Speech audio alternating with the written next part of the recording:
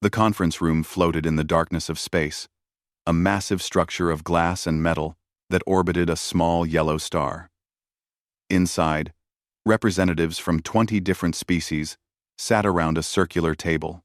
The air smelled sterile, filtered through machines that kept everyone breathing comfortably despite their different biologies. Captain Han Daewoo stood near the back wall, his dark uniform crisp and clean. He watched everything with calm eyes, his face showing nothing. 20 years in the military had taught him when to speak and when to listen. Today was a day for listening. At the center table, Ambassador Choi Mireille sat straight in her chair. Her black hair was pulled back tight, and her eyes were tired. She had been negotiating for 3 weeks now, and the talks were going nowhere. Across from her sat war leader Brokthar, a creature that looked like a mix between a lizard and a bear.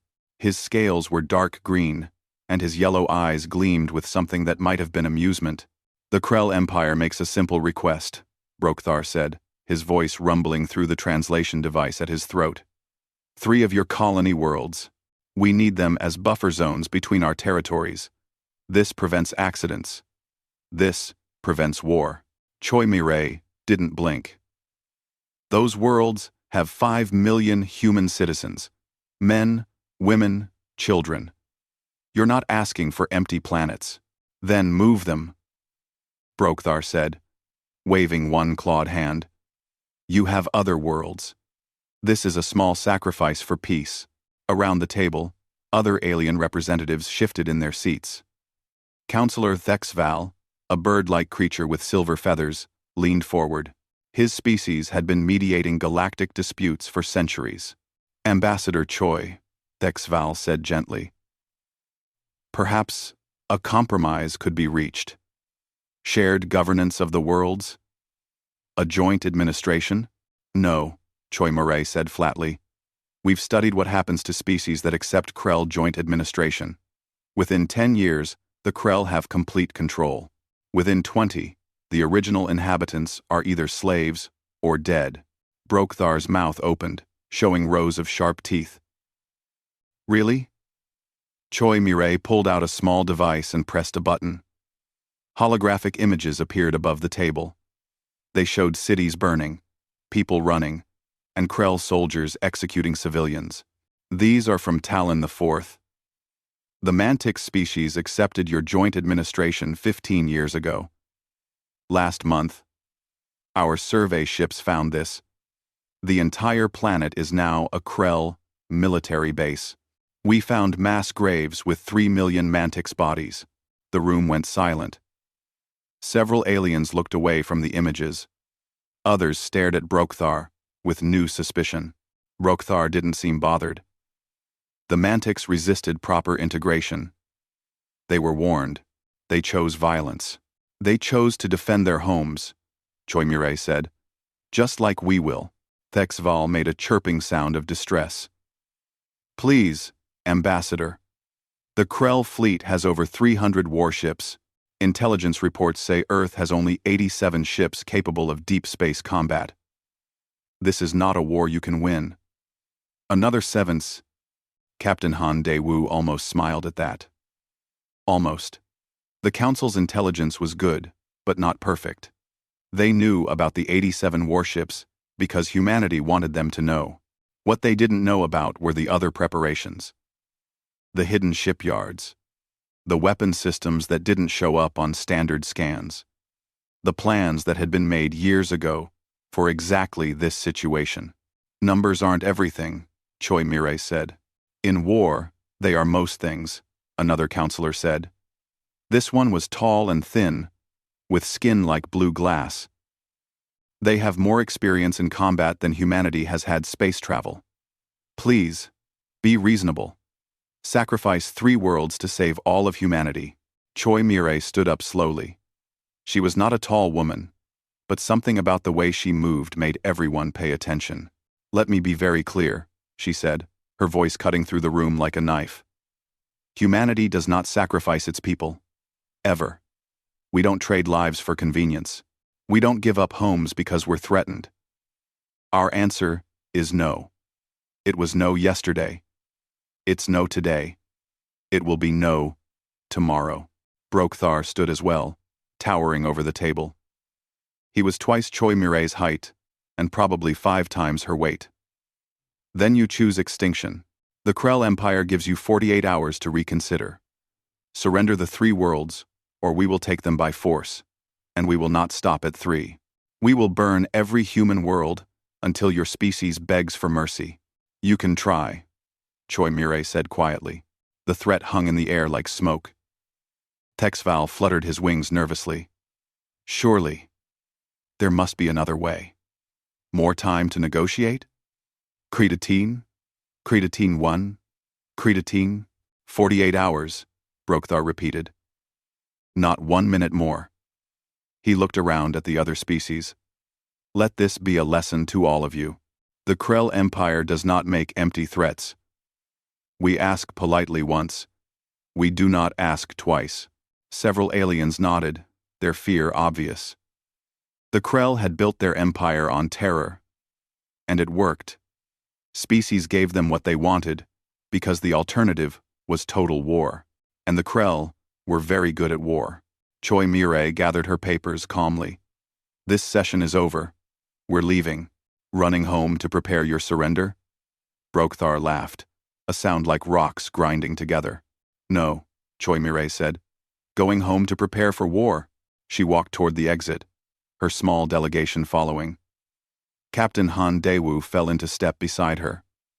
As they passed through the doorway, he heard the other species already talking in worried voices. Some were discussing how to help mediate. Others were calculating which side to support. A few were already deciding to stay neutral and hope the conflict didn't spread. None of them understood yet. The human shuttle was waiting in the docking bay. It was small and efficient, like most human designs. As they boarded, Lieutenant Park Jin-ho looked up from his communication station. Captain, encrypted message from Earth Command, he said, his young face serious. Han Daewoo read the message on the small screen. His expression didn't change, but something in his eyes went cold and hard. Response? Park Jin-ho asked. Send confirmation, Han Daewoo said. Tell them to execute Protocol 72. Choi Mirai overheard and met his eyes. So it begins. So it begins, Han Daewoo agreed. The shuttle pulled away from the station, its engines glowing blue in the darkness. Behind them, the conference room was already emptying. Diplomats rushed to contact their home worlds, to report that peace had failed, that war was coming. Inside the shuttle, the human delegation sat quietly. No one spoke. No one needed to. They all knew what Protocol 72 meant. They had all studied human history. The wars their ancestors had fought on Earth. Wars that killed millions. Wars that destroyed nations. Wars fought with such terrible determination that victory or extinction were the only options. The galaxy was about to learn that humans remembered those lessons. And the galaxy was about to learn that when you threatened a human home, you didn't get a scared surrender. You got total war. The shuttle jumped to faster than light speed, leaving the neutral station behind. In 48 hours, the Krell would come, and humanity would be ready. The message spread across the galaxy in hours. Peace talks had failed.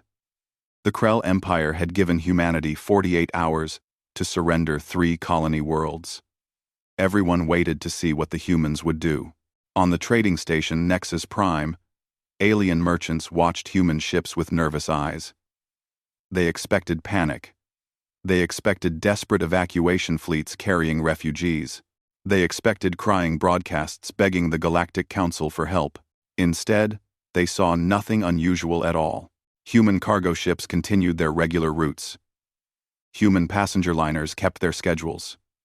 Human merchants traded goods as if nothing had changed. It was strange. It was unsettling. Why aren't they running? A Felixian trader asked his partner.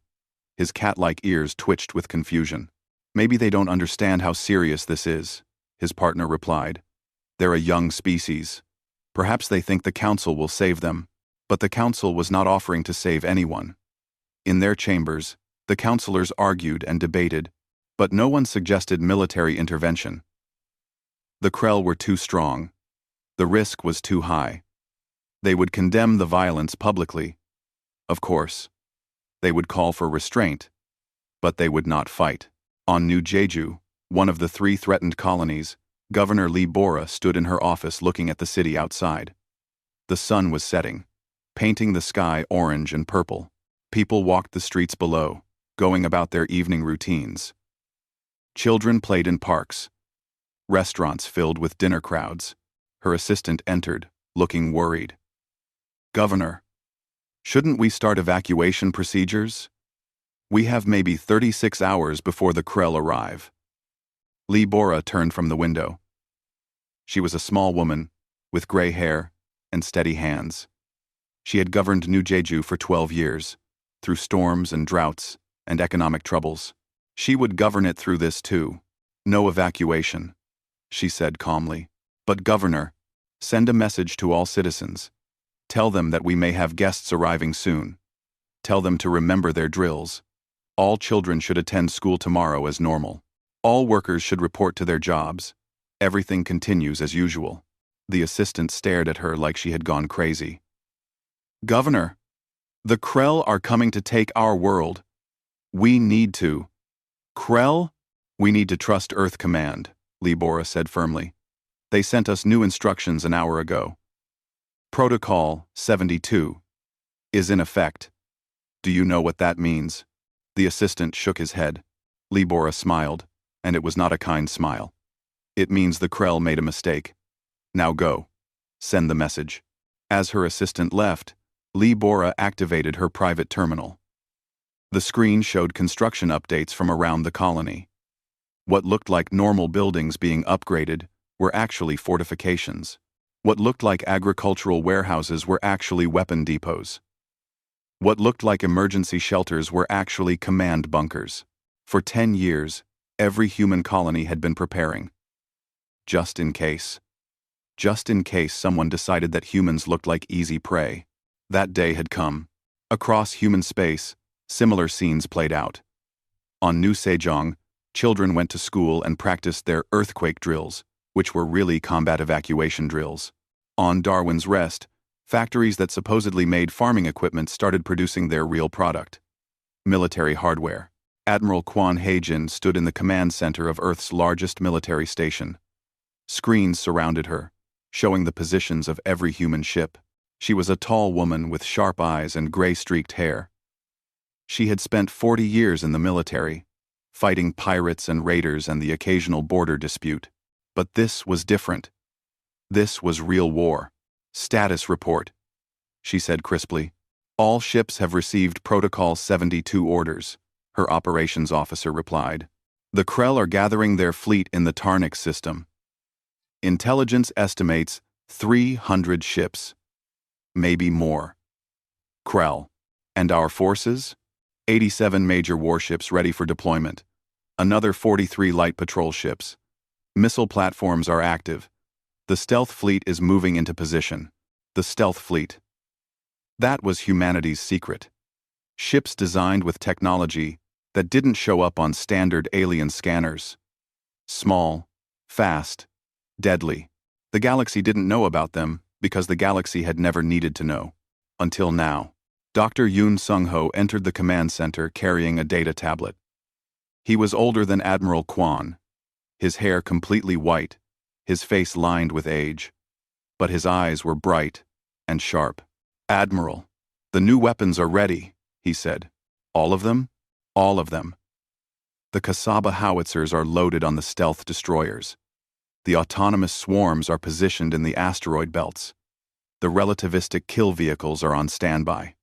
He paused. "Kram, are you sure about this? Once we use these weapons, the galaxy will know what we're capable of." "Good," Admiral Kwon said coldly. "Let them know. Let them all know what happens when you threaten human worlds." Dr. Yoon nodded slowly. He had designed these weapons hoping they would never be used. He had based them on old Earth military technology, things from before humans went to space. Nuclear weapons, kinetic bombardment, swarm tactics. The other species used plasma and lasers and quantum disruptors. They fought elegant battles with sophisticated weapons. Humans had decided that if war came, it wouldn't be elegant. It would be effective. In another part of the station, Captain Shin Junho checked his ship one final time. The Silent Hunter was a stealth destroyer, one of 20 in the fleet. It looked like a normal patrol ship on the outside, but inside it carried enough firepower to cripple a Krell battleship. His crew moved quietly through pre-launch checks. They were professionals. Every one of them. They knew the mission. They knew the risks. "Captain," his second officer said quietly, "do you think we can actually win this?" "Go." End quote. Shin Junho looked at the young man. He was barely 25, fresh from the academy. He deserved an honest answer. "The Krell have more ships than us," Shin Junho said.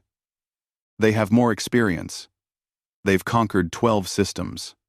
By every logical calculation, they should win. Then why are we fighting?" "Because they're counting on logic," Shin Junho replied. "They're counting on us to be reasonable, to be scared, to surrender because the math says we can't win." He smiled grimly.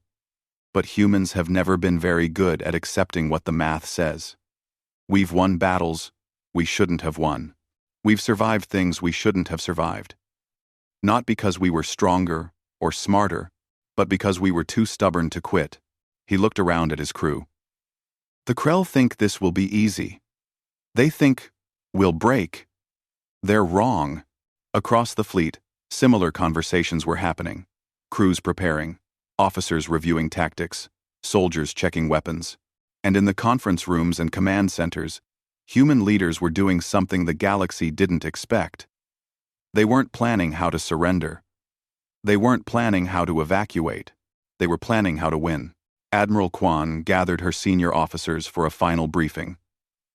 Holographic displays showed the Krell fleet movements, the human positions, the colony locations. "They outnumber us 3-1, she said simply. "They expect us to defend our colonies and let them pick us apart. Instead, we're going to hit them first. We're going to hit them hard. And we're going to show them that threatening humanity was the worst mistake the Krell Empire ever made." She pointed to the display showing New Sejong. "This is where they'll come first. It's the most valuable of the 3 colonies. They'll want to make an example of it. So that's where we make an example of them." The plan was risky. It was aggressive. It relied on surprise and speed and weapons the Krell had never seen before.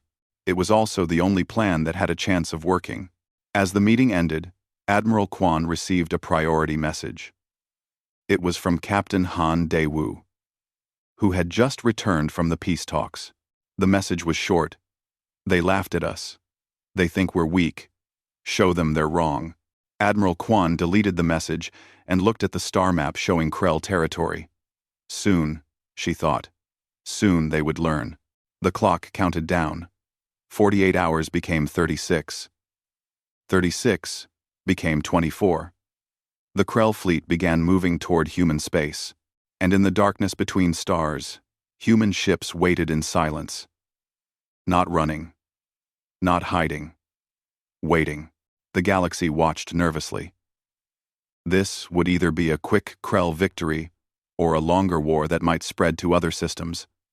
Either way, it seemed humanity was doomed. What the galaxy didn't understand yet was that humans didn't fight wars to look good or follow rules.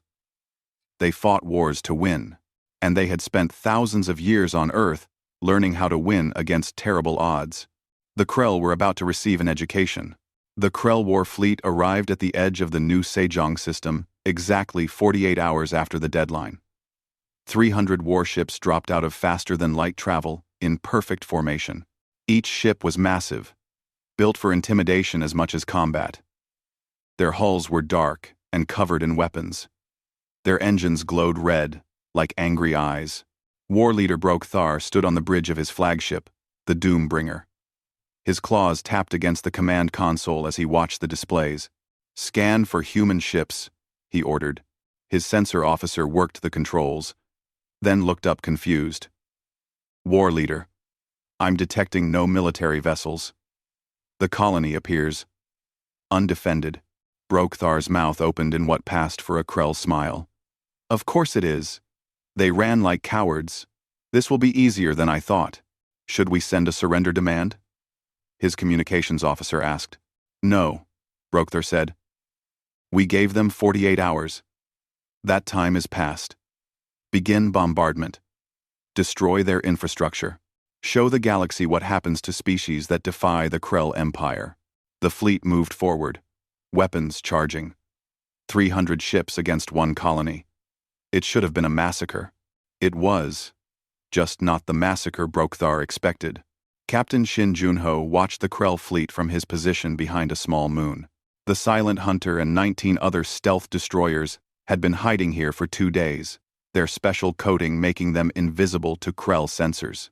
All ships report ready, his weapons officer said quietly. Shin Junho watched the Krell ships move into their attack formation. They were bunched together, confident in their numbers. Perfect. Fire, he said calmly. The stealth destroyers activated their primary weapons. These weren't normal ship lasers. They were Kasaba howitzers, a weapon design from old Earth. Nuclear bombs modified to focus their explosion into a beam of X-rays and plasma. Each bomb could only fire once, but that one shot had the power of 1,000 conventional weapons. 20 nuclear-pumped laser beams lanced across space at the speed of light. The Krell never saw them coming. 20 Krell ships simply ceased to exist. 1 second they were there. The next second, they were expanding clouds of plasma and debris. The crews didn't even have time to scream. What? Brokthar stared at his screens in shock. Where did that come from? Find them. But the stealth ships were already moving, repositioning behind asteroids and debris fields. They had done their job. Now, it was time for the next phase. Commander Nam Unji sat in the tactical station aboard the human flagship Indomitable. She watched the Krell fleet panic and smiled coldly. Launch swarms, she ordered.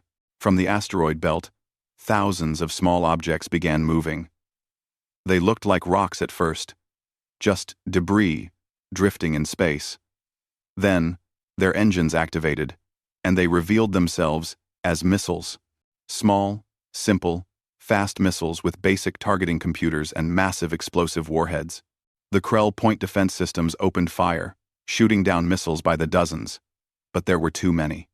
For every missile destroyed, 3 more got through. They slammed into Krell shields, overloading them through sheer numbers. Then, the second wave hit the unprotected hulls. Explosions rippled across the Krell fleet. Ships broke apart. Engines exploded. Hulls breached, spilling atmosphere and crew into space. How? Brokthar roared. How are they doing this? Where is their fleet? His sensors officer was panicking now. War leader, I'm detecting new contacts. Human ships jumping in from faster than light. 80 contacts. No, 90. They're everywhere. The human fleet had arrived, but they didn't fight like the Krell expected. They didn't form battle lines. They didn't try to match the Krell, ship for ship. Instead, they scattered across the battlefield in small groups, hitting hard and fast, and then jumping away before the Krell could respond. Pilot An Jiwoo led her fighter squadron in a diving attack on a Krell cruiser. Her fighters were small and fast, designed for speed over armor. They accelerated to impossible velocities, fired their missiles, and were already turning away before the Krell could target them. Boom and zoom, she called over the radio, using an old Earth term from atmospheric combat. Don't dogfight. Hit and run. Keep moving. Her missiles found their target. The Krell cruiser's shield generators overloaded. Secondary explosions tore through the ship's midsection. Across the battlefield, the same scene repeated. Human ships fought like sharks, striking from unexpected angles and disappearing before retaliation. The Krell, used to honorable battle lines and direct combat, couldn't adapt fast enough. All ships, concentrate fire, Brokthar ordered.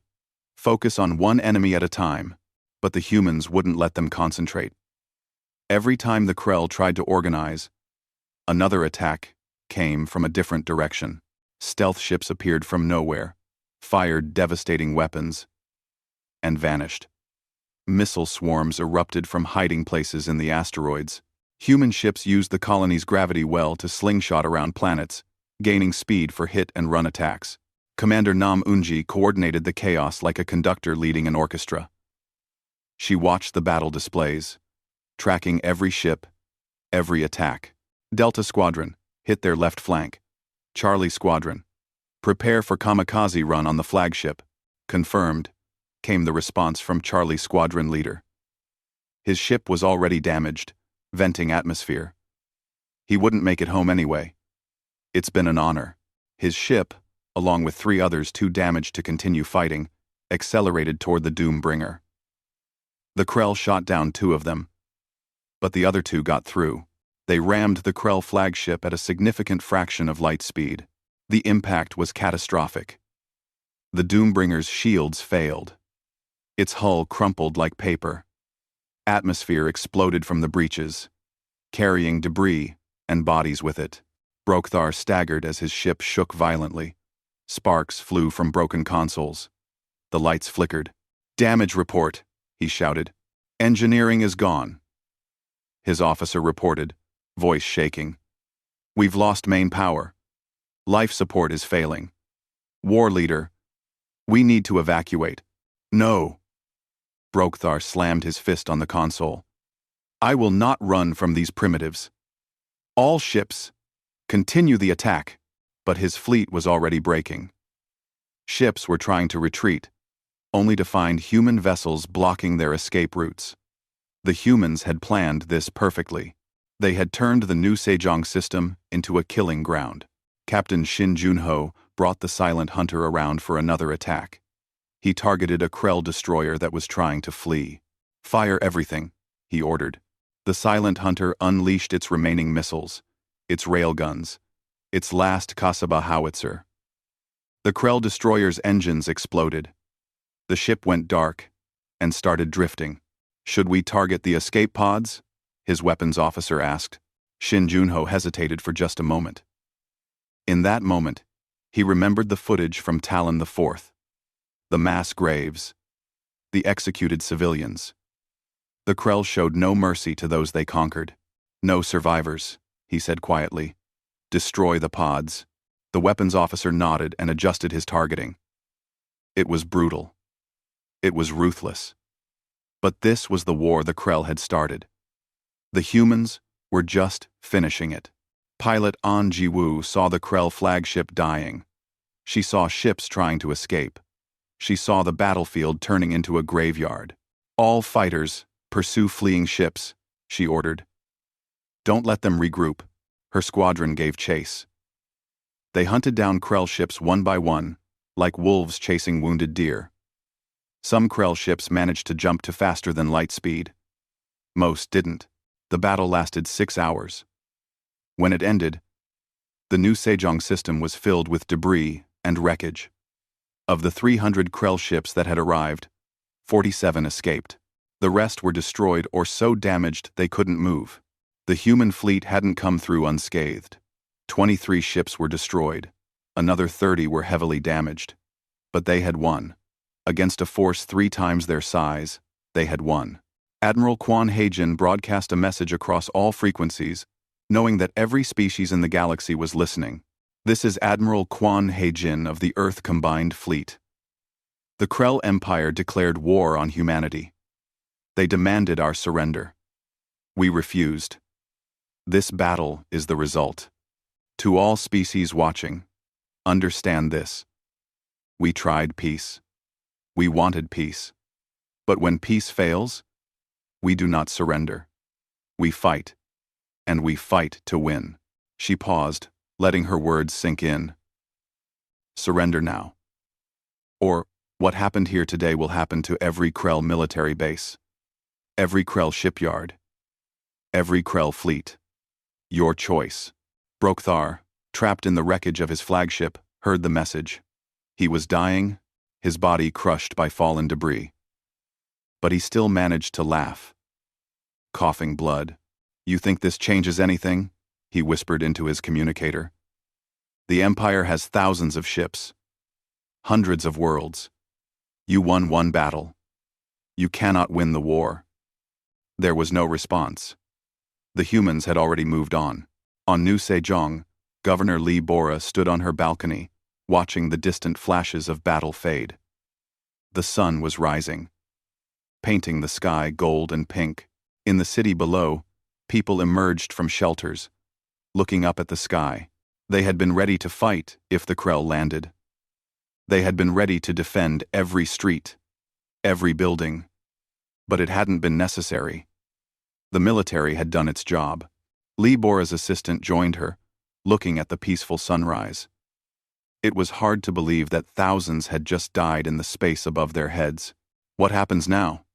He asked quietly. Lee Bora thought about the question. She thought about the Krell Empire, spanning dozens of systems. She thought about humanity, young and small compared to the galactic powers. Now, she said, we teach the galaxy a lesson they'll never forget. The Galactic Council convened an emergency session 3 days after the Battle of New Sejong. The chamber was crowded with representatives from every major species. The air was thick with tension and fear. Councillor Thexval stood at the center podium, his silver feathers ruffled with anxiety.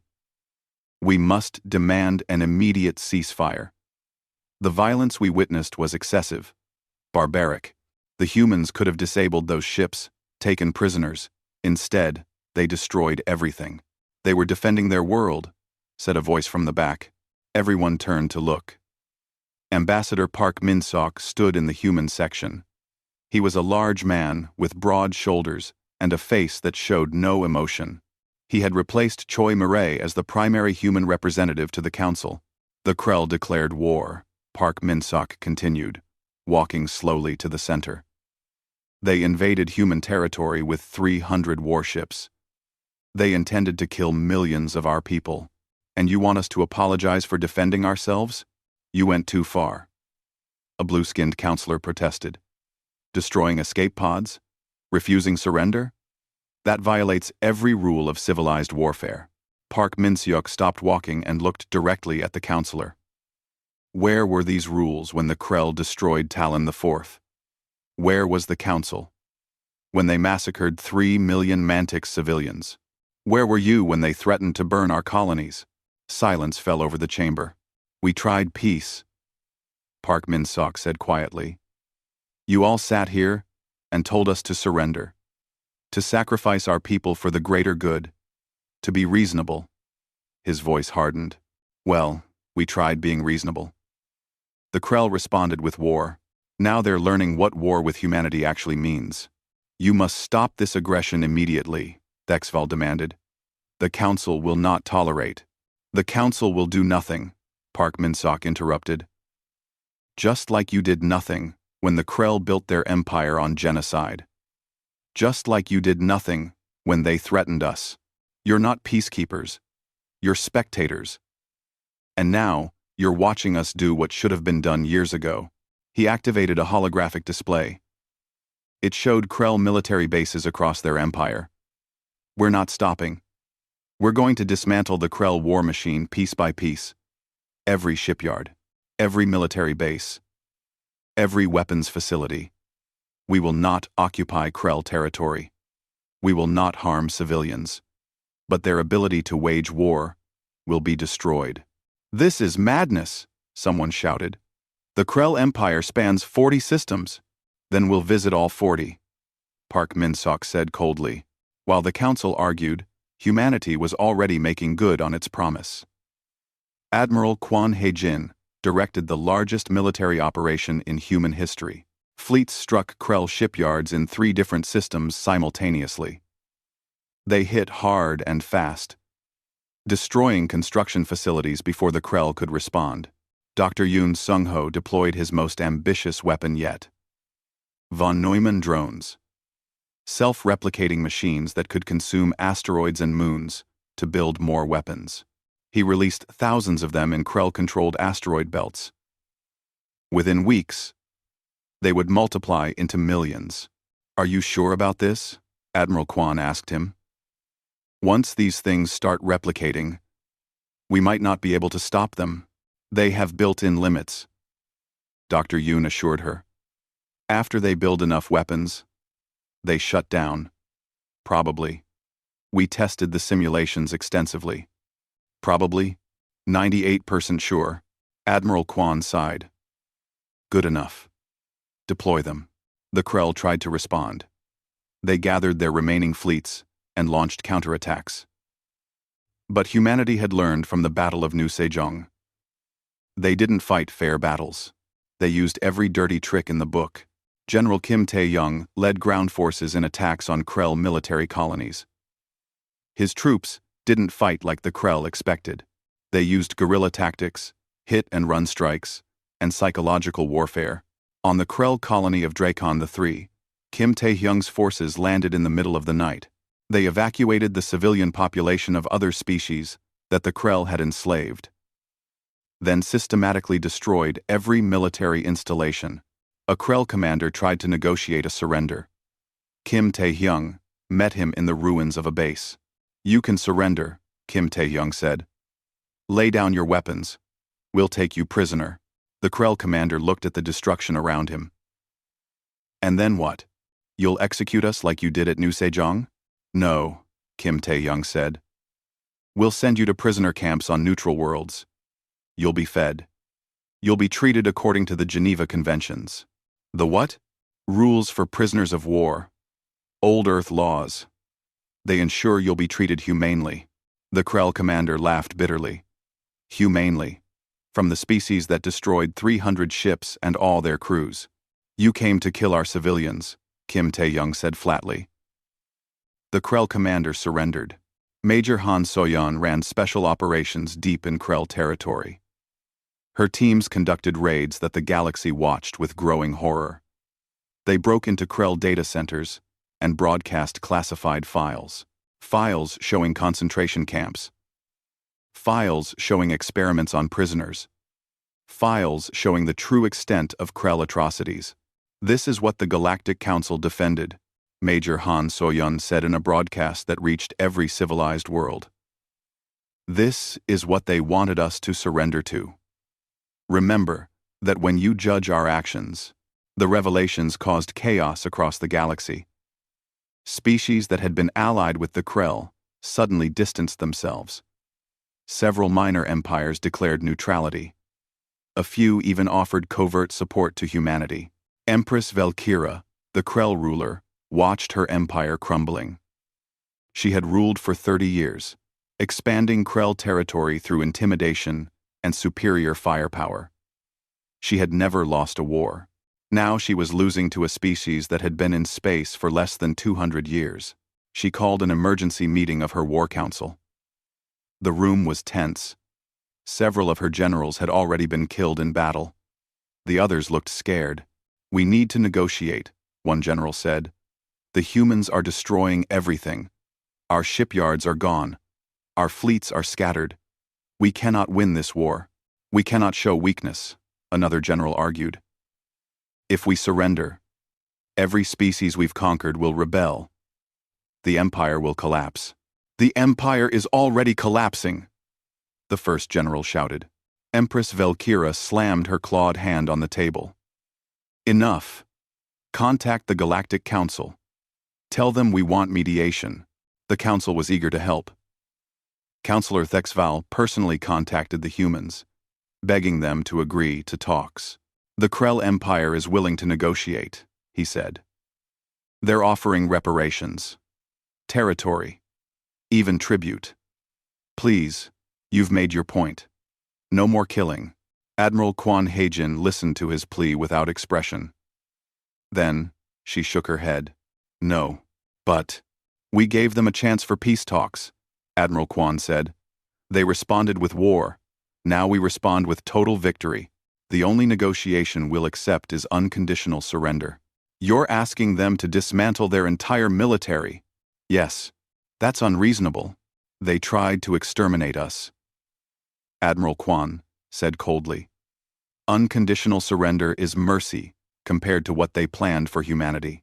The war continued. Human fleets systematically destroyed every Krell military installation. They cut supply lines. They blockaded planets. They turned the Krell Empire's own tactics against them. But they didn't harm civilians. Every attack was carefully planned to minimize non-military casualties. Human troops evacuated civilian areas before bombing military targets. They dropped leaflets warning people to stay away from bases. Why are they doing this? A Krell civilian asked a human soldier during an evacuation. The soldier, a young woman named Corporal O'Heeman, looked at the confused alien. Because we're not like you. We don't kill innocents. We're here to stop your military from threatening anyone ever again. Not to murder people. The civilian stared at her. But we're the enemy. Your government is the enemy. O'Heeman corrected. You're just someone who happened to be born in the wrong empire. That moment was captured on video and broadcast across the galaxy. It showed something the other species hadn't expected. Humanity could be ruthless in war, but principled in occupation. They could destroy a military while protecting civilians. It was terrifying because it showed discipline, control, the kind of focused violence that came from centuries of learning how to fight wars efficiently. 6 months after the Battle of New Sejong, Empress Valkyra finally accepted reality. Her empire was broken. She had lost 3/4 of her military. Her economy was in ruins. Conquered species were rebelling, knowing the humans would support them. She sent a message to humanity. Not to the Galactic Council. Directly to Earth. I surrender. Unconditionally. The Krell Empire will submit to your terms. Please. No more destruction. Admiral Quan Heijin received the message and forwarded it to Earth Command. The response came quickly. The terms were harsh. The Krell military would be disbanded. All conquered territories would be granted independence. Krell leaders would stand trial for war crimes. The empire would be broken into independent systems, each governed democratically with human oversight. And finally, the Krell would pay reparations to every species they had harmed over the past century. Empress Valkyra read the terms and wept. Her empire, built over generations, was gone. But the alternative was total annihilation. She signed the surrender. News of the Krell surrender spread across the galaxy in hours. Species that had feared the Krell for generations celebrated. Species that had been conquered were freed. And species that had never heard of humans suddenly knew their name. In the Galactic Council chambers, representatives sat in shocked silence. They had expected the war to last years. Instead, it was over in 6 months. The mighty Krell Empire, which had stood for 3 centuries, was dismantled by a species most of them had barely noticed before. Counselor Thexval looked at Ambassador Park Min-seok with something like fear. Park Min-seok met his gaze calmly. We ended a war that should have been ended decades ago. You're welcome. 1 year after the war ended, Ambassador Choi Mireille stood in the Galactic Council chambers once again. The room looked the same, as it had when peace talks failed. The same circular table. The same filtered air. But everything else had changed. She was no longer just an ambassador.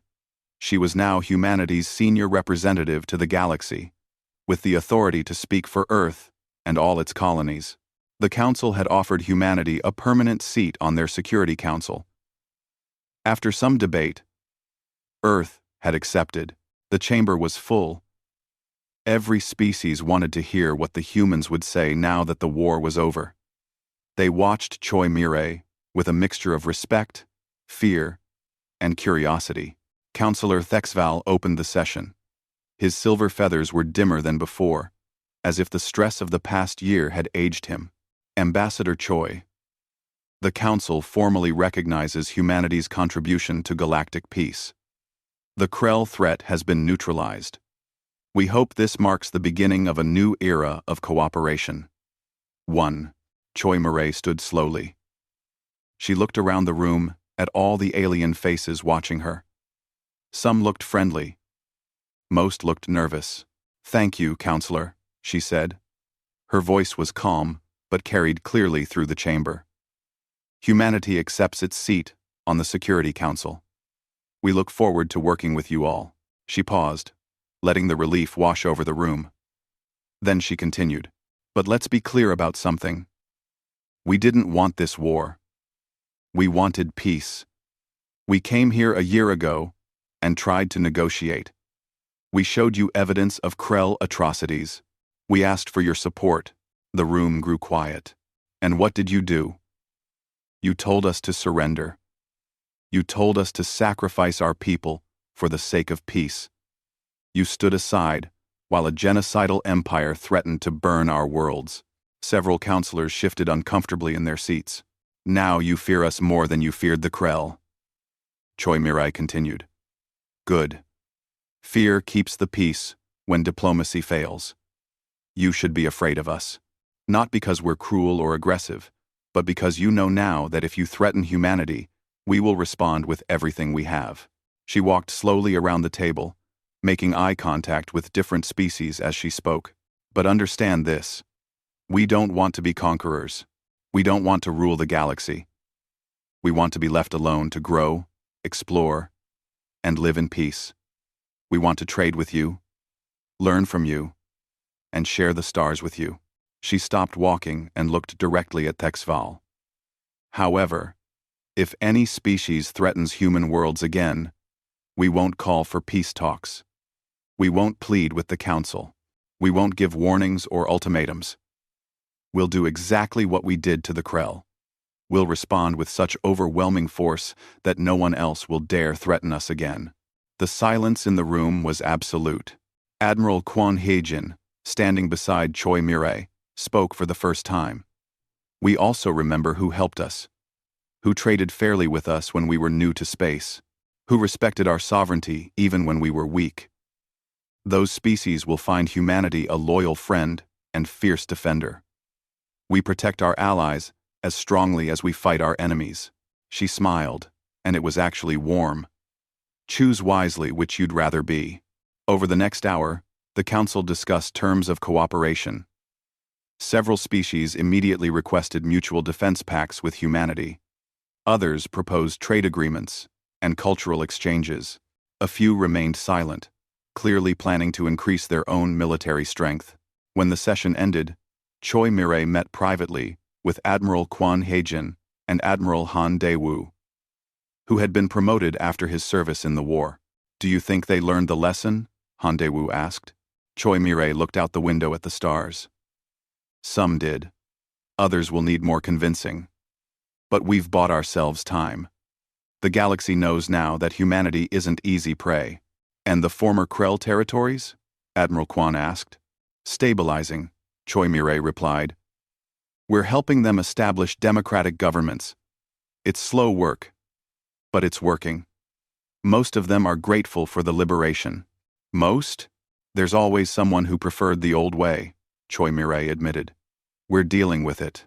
In what used to be Krell territory, the transformation was dramatic. The empire had been broken into 37 independent systems. Each had its own government now, elected by their people. Human administrators like Joan Yuna helped guide the process. Joan Yuna sat in her office on what used to be a Krell military world. Now, it was becoming a peaceful colony, with farms and schools and markets. Outside her window, she could see former Krell soldiers working alongside freed slaves to build homes. It wasn't perfect. There was resentment and anger and old hatred. But it was better than what came before. A delegation of local leaders came to meet with her. They were former slaves, species that the Krell had conquered generations ago. Administrator Jion, their spokesperson, said, "We want to thank humanity for freeing us. But we also want to know, how long will you stay? Will you leave us to the next empire that decides we look like easy prey?" Joan Yuna had expected this question. "We're establishing defense stations in orbit around each liberated world. They're automated and will remain even after we leave. If anyone threatens you, those stations will respond, and the human fleet will come.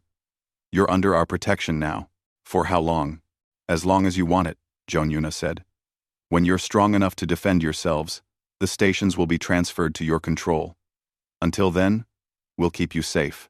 The delegates left looking relieved. Word spread quickly. The humans weren't occupiers. They were protectors. And unlike the Krell, they actually meant it. 10 years passed. The galaxy had settled into a new normal.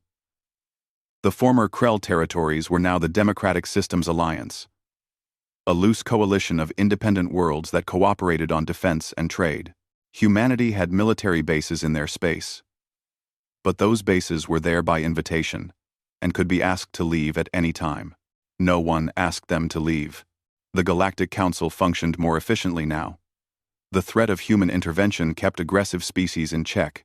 Several small wars that might have escalated were resolved through diplomacy, partly because no one wanted to attract human attention. Human colonies flourished. Trade boomed. Human explorers pushed farther into unknown space, making first contact with new species. And each time, they approached peacefully, offering friendship and knowledge. But their warships were never far away. In universities across the galaxy, the Krell War was studied as a case example of what happened when superior numbers met superior strategy. Military academies analyzed the Battle of New Sejong, trying to understand how the humans won against such odds. The answer was simple but disturbing. Humans fought to win, not to look good. They didn't care about honor, or tradition, or rules. They cared about protecting their people, and they would use any tactic, any weapon, any strategy to do it. In diplomatic circles, a new saying emerged. Never corner a human. They don't surrender. They multiply your casualties until you wish you'd never been born. Ambassador Choi Mirai, now retired, sat in her home on Earth and watched a news report about the galaxy. A young journalist was interviewing her for a historical documentary. Do you regret how harsh humanity's response was? The journalist asked. Choi Mirai thought about the question. She thought about the 300 Krell ships that came to burn human worlds. She thought about the mass graves on Talon IV. She thought about all the species that suffered under Krell rule for generations while the Council did nothing. No, she said finally. We tried peace. We tried diplomacy. We followed every rule, every protocol. The Krell responded with war. We simply showed them that we're better at war than they ever imagined. But thousands died. Yes, Choi Mirai agreed. Thousands of people who came to kill millions of our people. I mourn every death, even theirs. But I don't regret defending humanity. What about the future? The journalist asked. Some species still fear humanity. Choi Mirai smiled. Good. Let them fear us. Fear prevents stupid decisions. But let them also see what we've built. Let them see the liberated worlds thriving. Let them see humanity helping, not conquering. Let them learn that we can be the best friend they ever had, or the worst enemy they ever made. Their choice. The interview ended. That night, Choi Mirai looked up at the stars from her garden. Somewhere up there, human ships patrolled the trade routes. Human diplomats negotiated treaties. Human explorers discovered new worlds. And human weapons waited in orbit, silent guardians that would wake if anyone threatened the peace. In a distant star system, a new aggressive species called the Vorton Collective was considering expansion. Their military planners had identified several weak-looking systems for conquest, including some on the edge of human space. Their intelligence officer presented a classified report. It contained footage from the Krell War, battle recordings, casualty numbers, strategic analysis. The Vortan War Council watched in silence as human ships destroyed the mighty Krell fleet. They watched stealth destroyers appear from nowhere. They watched swarms of simple but deadly missiles overwhelm sophisticated defenses. They watched human pilots ram their damaged ships into enemy vessels without hesitation. When the footage ended, the War Council sat in silence for a long time. Finally, their leader spoke. Open diplomatic channels with Earth. Send gifts. cultural exchange proposals, trade agreements. Whatever they want, we're abandoning the expansion plan? An officer asked, confused. No, the leader said, still staring at the darkened screen. We're just choosing to expand in a different direction. Far away from humanity. Very far away. The officer nodded, understanding. Should we inform our allies about this decision? The leader thought about it. Yes. And show them this footage. Let them learn from our wisdom, rather than their own mistakes. And so peace held. Not because everyone loved each other, but because everyone understood the cost of war. Not because the Galactic Council enforced it, but because humanity demonstrated that they would enforce it themselves. The galaxy had learned its lesson. Humanity tried peace first. But when peace failed, they responded with such terrible efficiency that the memory of it kept the peace for generations to come. In her garden on Earth, Choi Mirai smiled at the stars. Somewhere up there, all species were choosing friendship over conflict, choosing trade over war, choosing to respect humanity, not because they wanted to, but because the alternative was unthinkable. Peace through strength, she whispered to the night sky. It's not the peace we wanted, but it's the peace we earned.